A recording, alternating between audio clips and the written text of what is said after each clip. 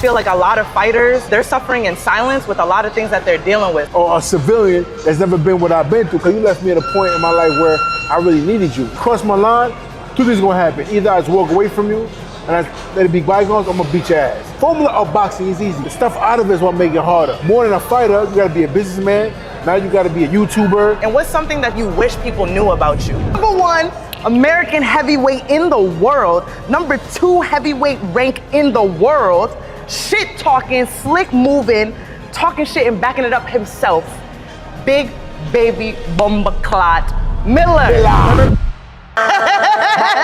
More fire. This is my friend for real. This is my friend in real life. More fire. When's the last time I seen you?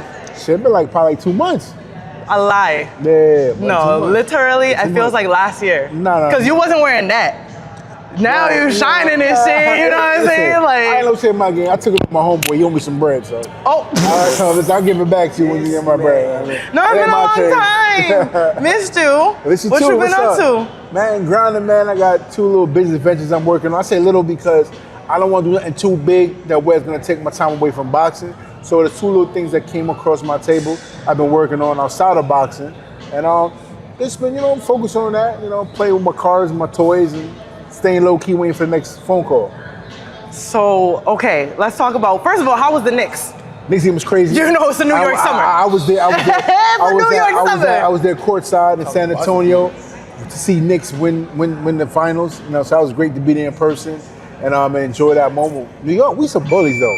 In San Antonio, the whole arena was mostly New York people. It was crazy. I was like, what happened to the Spurs fans? You know what I mean? Man. Did you see that? They were nice though. They were nice. They were cool. Also, y'all know my boxing coach, y'all. Yeah, we did an episode. Y'all could go refer to that. Yeah. That's crazy. I got the weakest introduction. No, you know Dawson. Y'all know Dawson. Hello, Coach Say is here. He's here. In the building. So, okay, if this Wilder fight happens, are you gonna be in your head, or you feel like it's just something like you ready for it? It's overdue. Like nothing. When it comes to this fight thing, man, ain't nothing get in my head, man. You know what I mean? Only thing get in my head is like if I ain't eat breakfast that whole day and I'm hungry, or I see a fat booty walk by, I'm like, God damn, that's the only thing that kind of throws me off. Other than that, when it comes to this fighing game, I'm always ready to throw it down, boy. Do you feel like that's something that needs to happen? Because 100%. I'm #1 heavyweight in America. I think he's like number 5 right now. He came off a decent win against Chisora. I came off a phenomenal win, and I've been calling him out for years, and he keeps saying he never gonna fight me.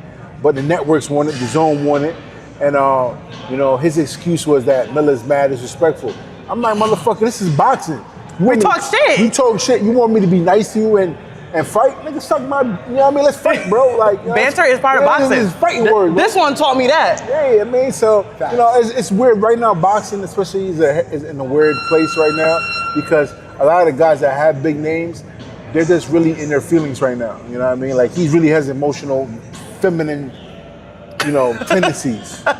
Straight up, man. So you think it's in the food, or you think they just come like that? I don't know. I think maybe he got injected with that frog virus that make frogs turn female. You know what I mean? I think got it. I think he ate the wrong box and kind of softened him up. You know what I mean? So where's your mental at with your training right now? Like, you feel focused? Like, give me a word for it. Yeah, I haven't really been in the gym too much. I've been hitting the weights. I've been traveling, handling some business, like I said. But now we're getting back in momentum and things.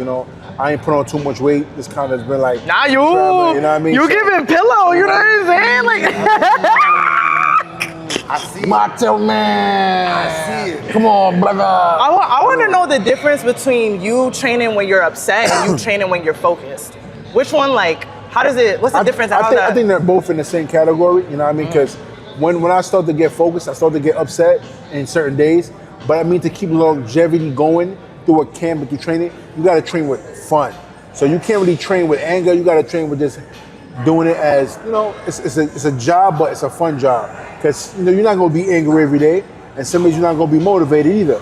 But if I just come and do my job and I'm happy to wake up and be alive and grateful, you're going to continue to keep rolling with them punches, you know what I mean? So you got to use that happy part of just being alive to be able to do what you can do, and it's going to keep rolling to days and days and rolling over.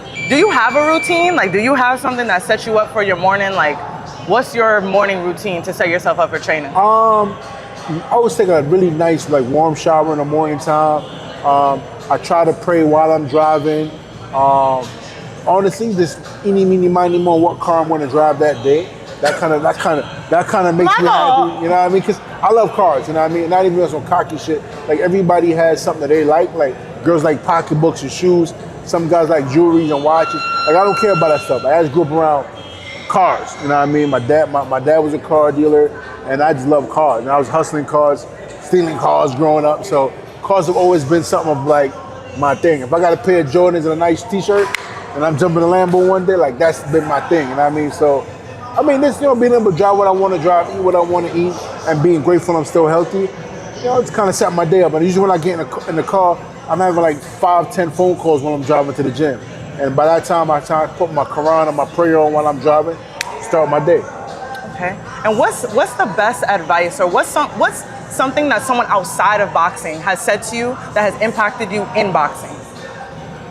A form of advice, whatever the case may be. He's a bozo. Real bozo. That was crazy. Yeah.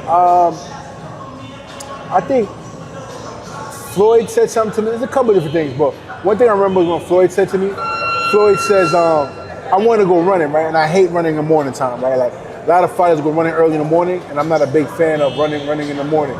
So, I'm not a big fan of running in the morning. I'm like, if I got to run in the morning, I ain't never going to be champ, because this morning shit ain't for me. I want my sleep. And Floyd said something to me.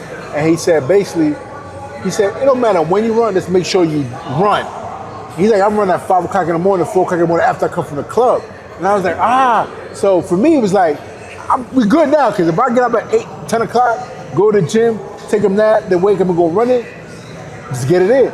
So that helped me a lot. Don't matter when you do it, just make sure you do the work. No matter when you do the work, just make sure you do the work. So that made a lot more sense to me, that I don't have to be on everybody's time schedule. I can do my own time schedule. And I feel like an old man said something to me in life.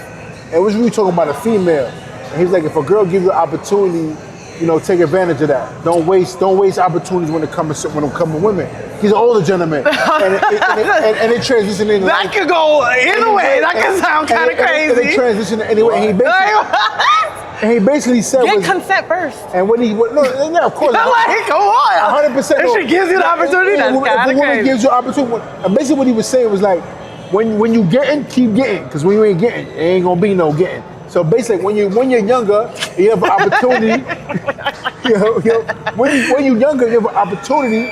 Take advantage of it. Yeah. So when you older, you ain't gonna have them advantages no more. Like so time in career time, with beautiful women, you have an opportunity. Take advantage of this situation. When you get older, you wrinkle up and your nuts ain't working. You can't have it no more. You know what I mean? So before the next question, get into the book.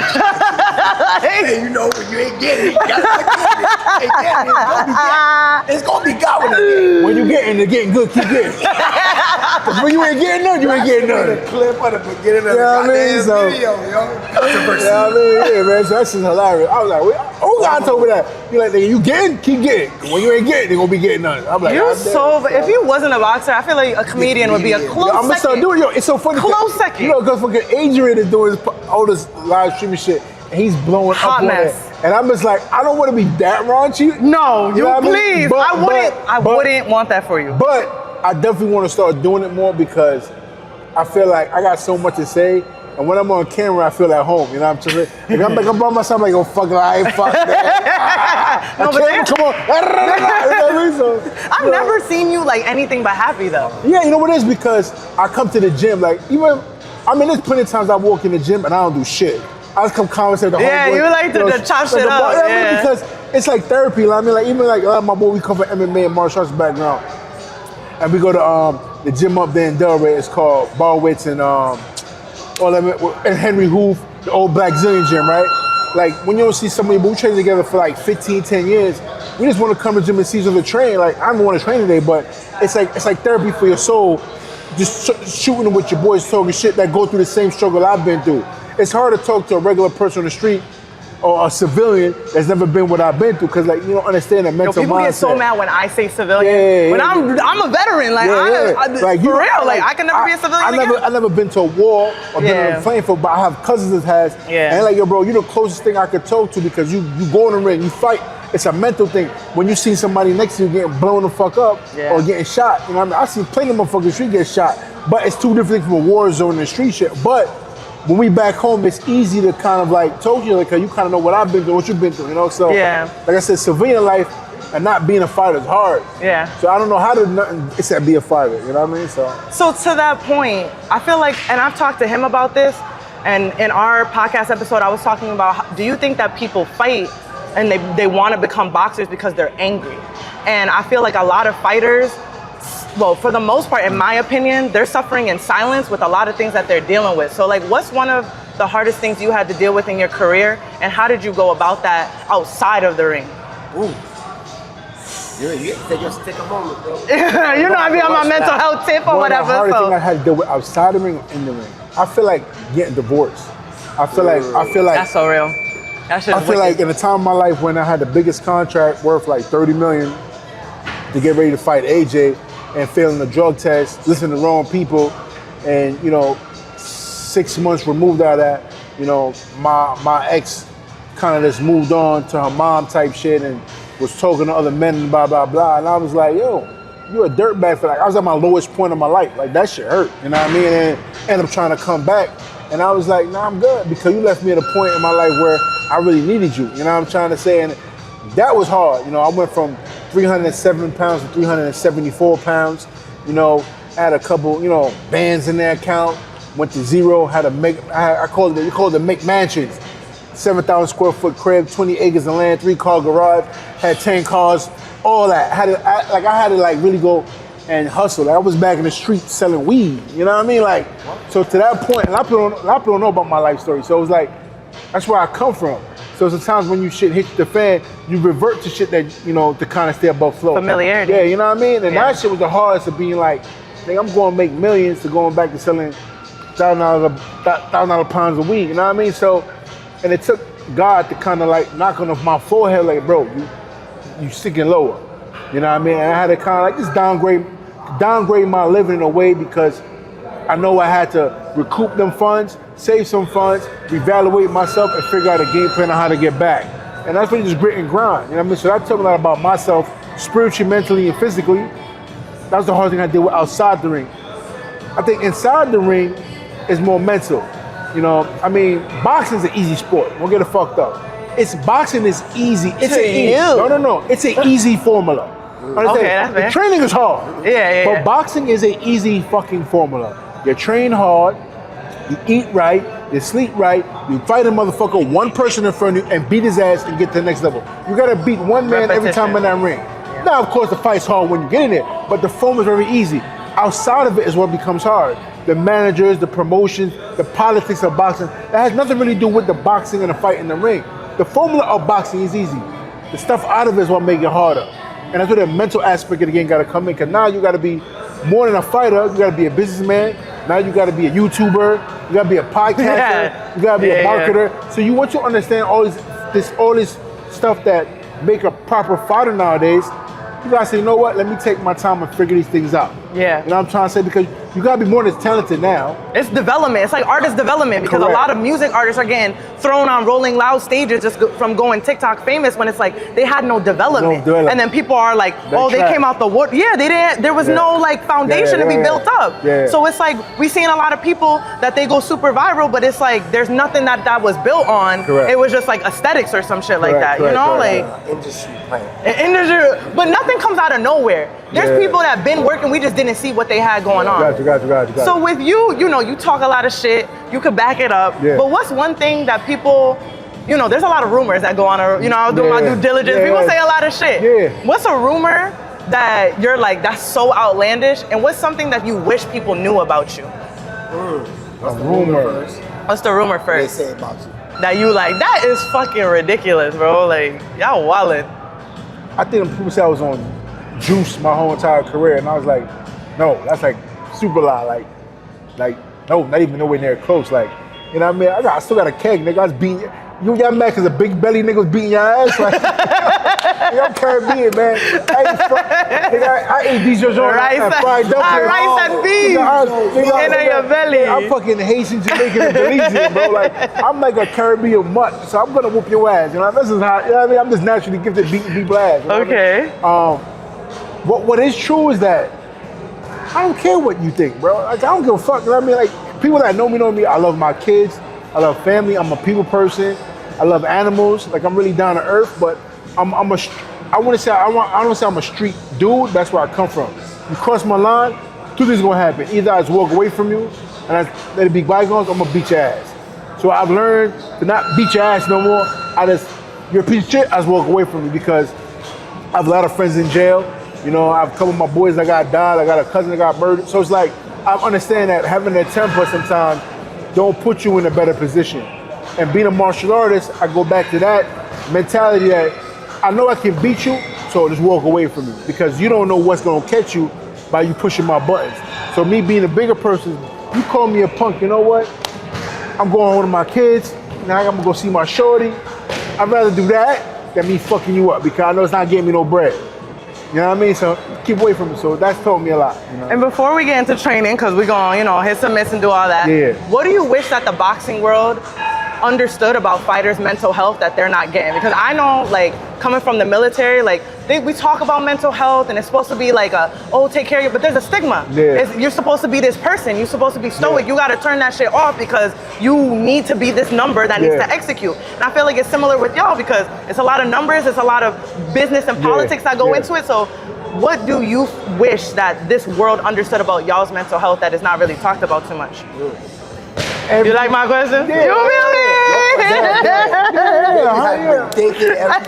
100%. I'm like, I appreciate you. about food that she I'm good at this, you know. I'm gonna be good at it. I'm thinking about food that she bring me back to the center. Baller alert, media boxing. I'm kind of good at this. Girl, No, I love she this asks shit. better questions than a lot of the media people about it. I feel like everybody's human, and people that have everyday regular 9-to-5 jobs, y'all go through some of the worst mental breakdowns ever. So imagine a fighter who all they depend on is their health to make $1. And you have a 9-to-5 that's guaranteed a paycheck every week. In boxing, you're not guaranteed a paycheck every week. And we get hit upside the fucking head. So imagine what you're dealing with stressful and what we're dealing with, and we actually gotta fight blood, sweat, and tears for every dollar.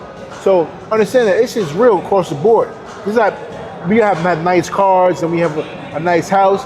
We still have everyday other shit we got to deal with. So on top of being an athlete and eating and drinking right and sleeping right, we got to deal with the kids, baby mama dramas, and media and everyday lifestyle. So, you know, we're all human.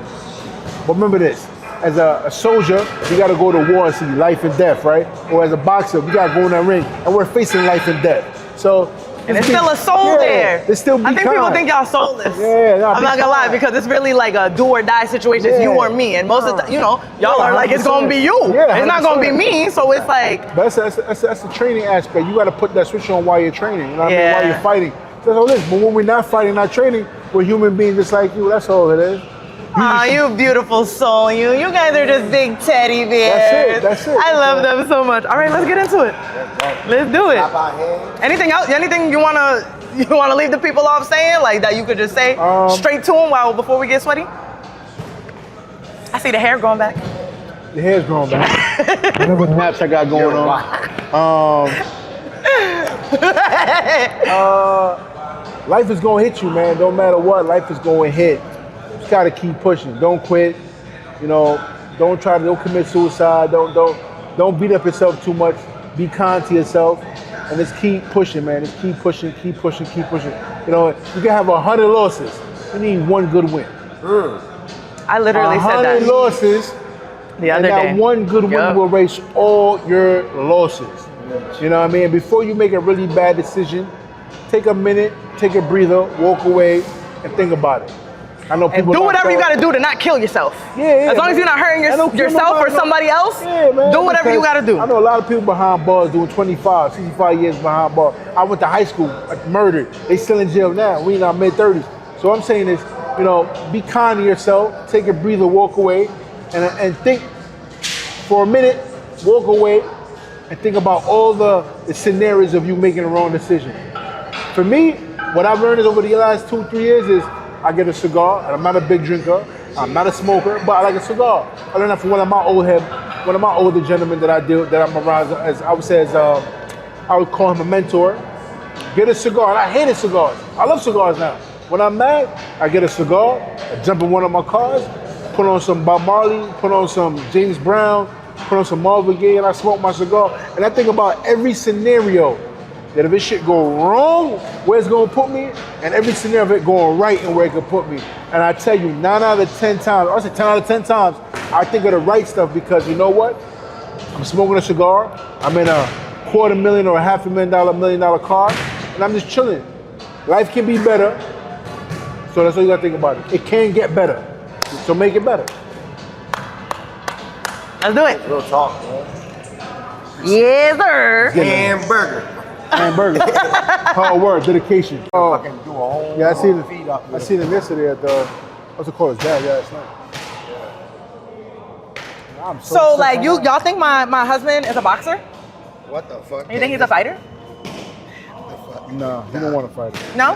Why? You're a fighter. No, I need to know that, like, you're gonna because be- I don't discriminate against short kings. No, you but gotta- like, I need to know that you could lead an army and like fighters know how to fight, lead. No, you can fight them. You can find a motherfucker in the gym that like to A lot of train. women like to I fight think you need somebody more a 9-to-5er that loves to train, family oriented, more laid back and chill. So you're a firecracker already. You can't. He can be a leader, but he need you don't even each other out. You're the firecracker and energy. He's more. I feel like men are scared. He has to know how to fight because men look at me and they're scared. But they're only scared because you needed to enhance the skill yourself. That's right. You gotta find a dude that's confident in himself, but he's more chill. Like I know I can lay you out, but I'm chill. All right, so y'all, you know what I'm saying? Softer man. Yeah. I'm You're talking. not that soft. Not soft, but this motherfucker that's chill. Like, But she not soft. Yeah, cause you not soft. Just give yourself a You chance. need to a not man. have You to need change. a man that's You don't need like, to change. I'm a tenderoni. You ain't a I'm a little bit of a tenderoni, you know what I'm saying? Like, you bark. they never seen me in love. That's the thing. They never seen me in love. How long does that? Jab. Double. Come on, Candace. Got down. Didn't we just talk about I this? smacked the ponytail. Almost hit that. Come on. Hit that hoe. Let's go. Hit that hoe. Drop her ass. They see you behind the desk doing podcast videos. They don't know you a threat. They don't know you a vet. They don't know who you are. You show them. You throw them. You blow them. What? I don't know about the blowing part. What? Like, what? You blow them? I don't know. I was thinking on He said you glow them, you blow them. 6, sit down. 2, 3, 2.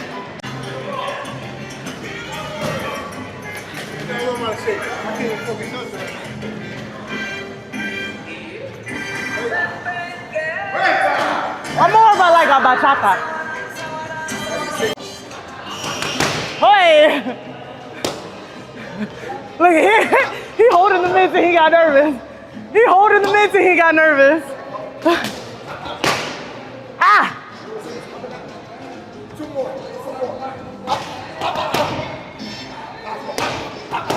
Wait, I got a question.